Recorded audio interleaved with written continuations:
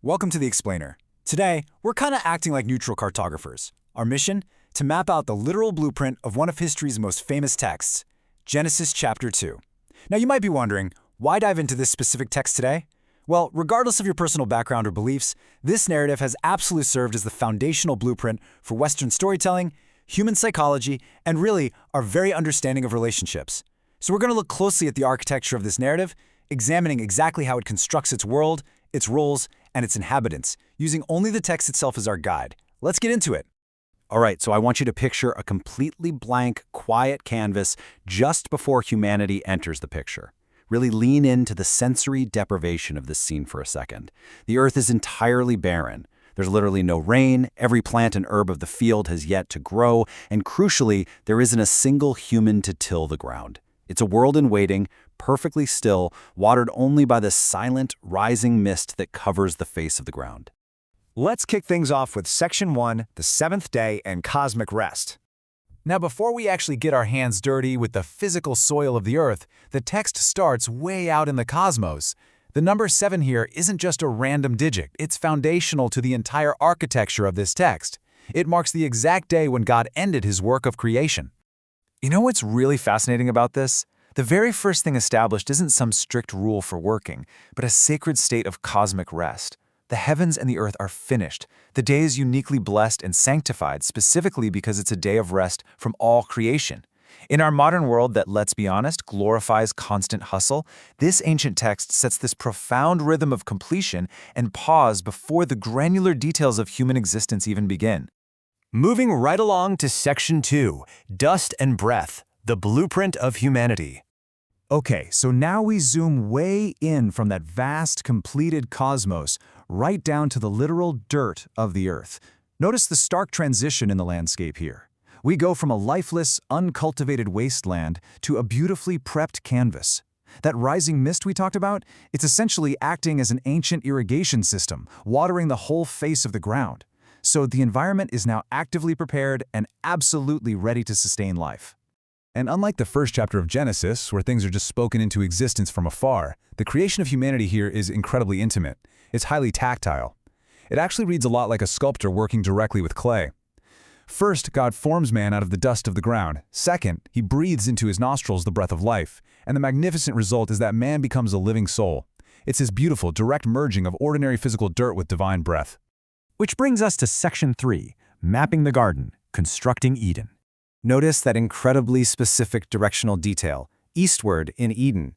The text is acting a lot like an ancient GPS here, giving this foundational story a physical, earthly address. This isn't just some mystical, abstract realm floating up in the clouds.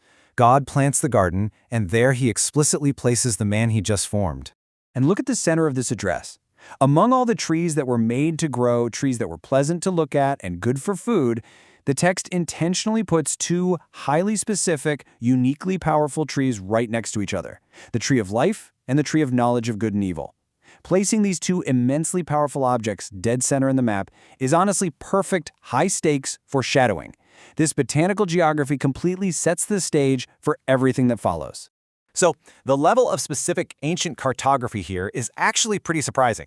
A single river goes out of Eden to water the garden, and then it parts into 4 distinct heads: Pison, Gihon, Hiddekel, and the Euphrates. The religious text literally pauses to give us a geological survey, detailing the mineral wealth of the region of Havilah. It specifically calls out the good gold, bdellium, and the onyx stone. It aggressively grounds the narrative in a recognizable, resource-rich physical reality.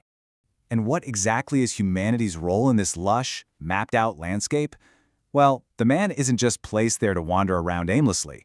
He gets a very specific vocation: to dress it and to keep it. Eden might be paradise, but it definitely wasn't a permanent vacation. Humanity is given the dignity of purpose, of cultivation, and of actual work right from the very start. It's an active, purposeful existence. Let's dive into Section 4, the forbidden tree, the ultimate rule.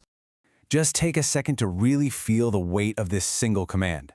This introduces the central tension of the entire narrative. God states that the man may freely eat from every other tree in the garden. It is a stunning contrast.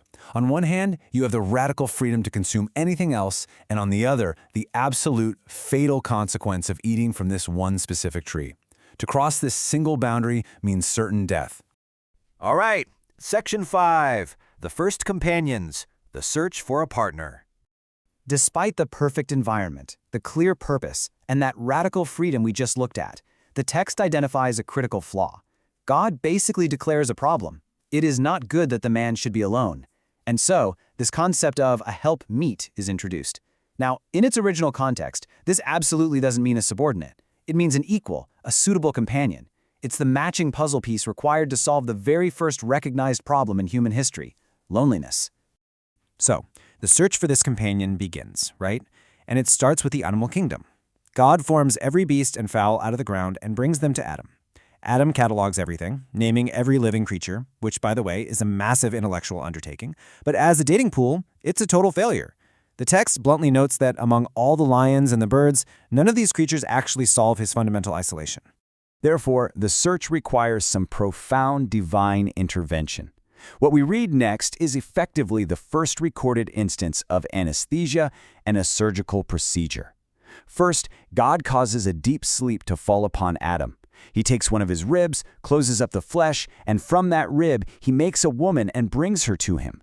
This step-by-step extraction really emphasizes just how physically connected and structurally dependent these two beings are meant to be. Adam's reaction to this is immediate and honestly super poetic. This is now bone of my bones and flesh of my flesh. She shall be called woman because she was taken out of man. You can almost literally hear the profound sense of relief and awe. It's the ultimate aha moment of the text, a definitive recognition of their shared substance. That crushing isolation is finally completely broken. Right after this specific creation event, the text takes a step back to lay down a massive, sweeping principle for the future. Therefore shall a man leave his father and his mother, and shall cleave unto his wife, and they shall be one flesh. The text uses this historical moment to explain that incredibly powerful, almost magnetic pull humans still feel today to leave their origins and form a brand new, united entity with another person. Which brings us right to the end of our explainer today, leaving us with a strikingly intimate final image. And they were both naked, the man and his wife, and were not ashamed. Before all the vast complications of human history, the baseline of humanity is presented as perfectly exposed, deeply connected, and entirely without shame. It leaves you wondering, right? Is this unashamed vulnerability just an ancient myth, or is it literally the exact thing we are all still trying to get back to today? Take some time to reflect on this brilliant blueprint, and as always, keep seeking to understand the structure behind the stories. Catch you next time.